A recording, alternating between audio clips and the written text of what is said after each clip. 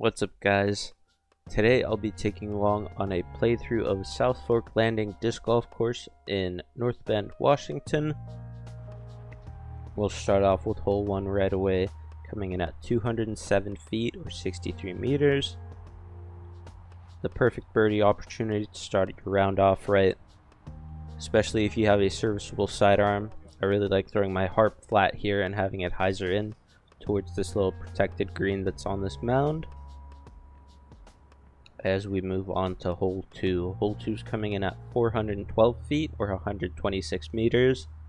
You'll get a glimpse of why this course is so special and unique to many of the other courses in the region. As you'll see, the grass is perfectly mowed, as this is a old golf property that has been converted to disc golf within the last few years, if I'm not mistaken.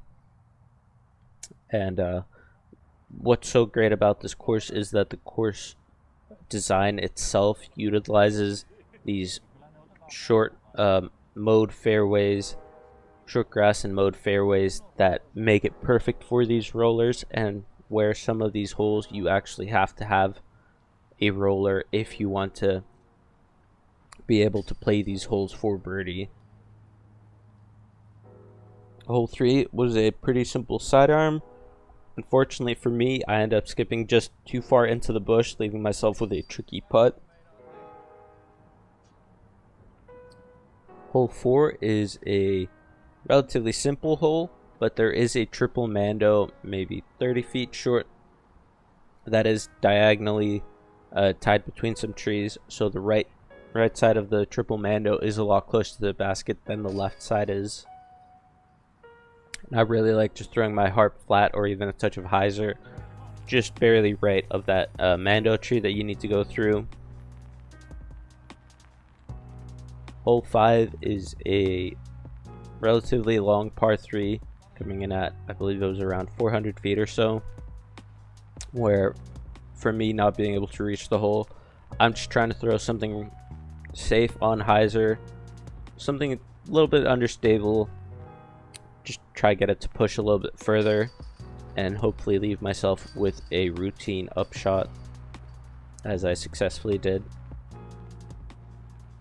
Hole 6 is a really cool hole. I really enjoy playing this hole. UDisc says it's coming in at 291 feet, where it's a big turnover, a big backhand turnover, and I really think it shapes up for that perfectly. You can also throw a big sidearm hyzer if you have that, but I really like watching that backhand turnover float.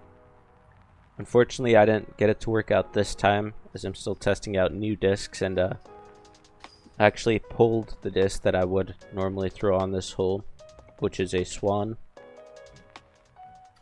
Hole 7 has recently been extended to this longer pin position within the last year or so, and as it said, it's coming in at just a touch over 360 feet. It is barely downhill, but the key, what I want to do here, is try push it low to guarantee that skip at the end of the flight, and then it comes down to luck at the end to see if you punch through that row of trees or not. Hole 8 plays very similar to the previous hole 7, where again you're trying to throw a big hyzer. There is a row of trees that you'll want to punch through at the end.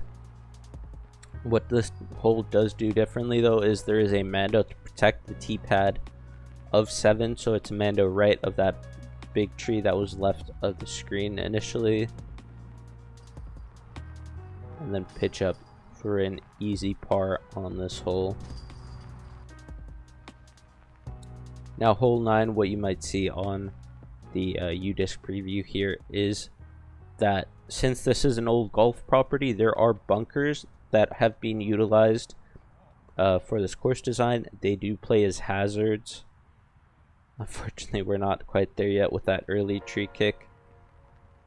And with that bunker, it does really play into your shot selection. I'm trying to throw a glidey mid here to kind of mitigate that skip, but end up pulling it a little bit too far right, leaving myself with a long tester. Unfortunately, since I do go hazard, I do have a double bogey comebacker here do convert, but for those that aren't familiar with hazard, you do play from where the disc lies, and you have an additional penalty stroke. Hole 10, very tricky hole, tons of danger. We have OB short and right of this path that you can see, which I do land in, meaning that I'll be going to the drop zone here. And there is also a tree that is a Mando left that is just off right side of the screen that you can't see, and behind the basket.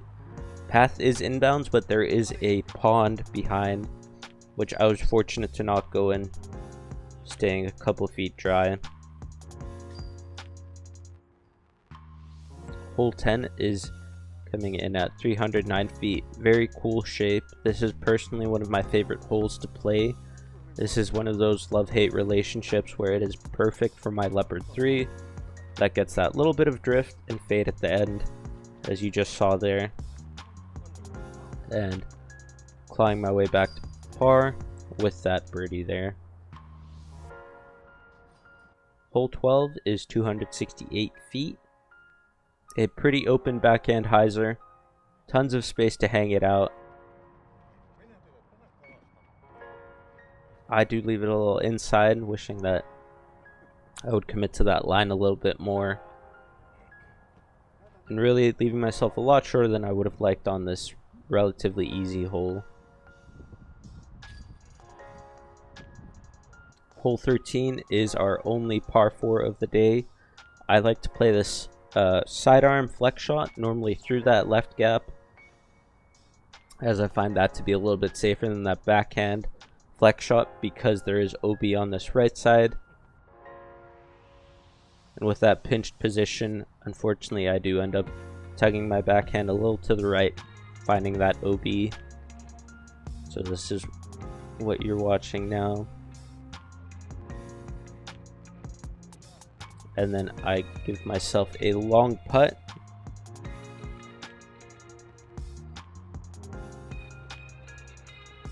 which I do not convert on this time. And this is how your scores can add up real quick if you find that OB on hole 13. Hole 14 is technically an island hole. There is a second road in front of the basket that you do have to cross to go inbounds, otherwise you will go to the drop zone. I'm throwing a berg here for distance control, and I got really lucky to land right side, as that is very pinched off with that pond behind the basket, and then also that OB road being surprisingly close. Hole 15 is 373 feet or 113 meters. No initial danger off the tee. There is a protected green where the basket is, tucked off to the left side of the screen. You might be able to see. I have my shot low, and I have this to approach. I really like throwing that sidearm and hyzer to try to give it a floaty chance to go in the basket. Hit one of the guardian trees, which is perfectly acceptable as that's not too far, but unfortunately do roll a little bit, leaving myself a lot further than I would have liked for my par putt. Walking away with a bogey there. Hole 16 is 303 feet, coming in at 93 meters, and here you see a little bit of the remnants of an old golf property with that old tee protector center of your screen that acts as a goalkeeper on this hole. I really like throwing that backhand around the right side, because I find that's a little bit more consistent for me than that sidearm flex shot off to the left or trying to go over that fence protector. There is also a good overhand line on that hole if you have an overhand shot. Hole 17, we're playing to an elevated basket. There is OB right. I've been moving towards this up the gut play with my Leopard 3, and unfortunately just didn't commit to that line, as there was a little bit of wind if I remember correctly, and that can make it a little bit squirrely. Fortunately I managed to pitch up, and that puts me at even par right now. Moving into hole 18, which is a 477 foot par 3. We do have an initial Mando left of this tree. I personally have struggled on this tee pad, as it feels like it's a little bit tilted up and uneven, so I opted to go with a standstill sapphire from there. Just trying to get something to the right. Really the only thing apart from making the Mando is you can't go left. Left is really bad, and then you just pitch up for your easy par.